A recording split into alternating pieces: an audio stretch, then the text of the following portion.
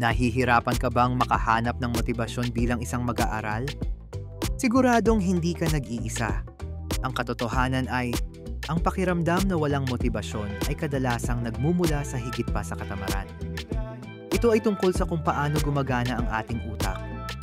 Kapag nasobrahan tayo, bumababa ang ating mga antas ng dopamine na ginagawang mahirap mag-focus.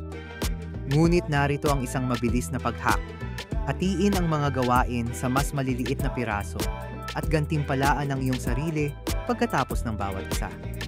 Ang maliit na tulong na iyon ay makakatulong sa pag-reset ng iyong focus. At kung kalaban mo ang pagpapaliban, subukan ang imo segundong panuntunan. Magbilang mula 5 at magsimula ka lang. Nakapagtataka kung paano masisimulan ng simpleng pagkilos na iyon ang iyong momentum. Kung nakaramdam ka ng pagkasunog o pagkapagod, tandaan na okay lang na magpahinga. Unahin ang pangangalaga sa sarili at abutin ang suporta. Sa wakas, ang pagbuo ng pangmatagalang disiplina ay susi.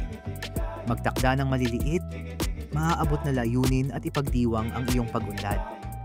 Maaaring humina ang pagganyak, ngunit sa mga estratehiyang ito, maaari kang magpatuloy sa pagsulong, kahit na mahirap ang pakiramdam. Nakuha mo ito.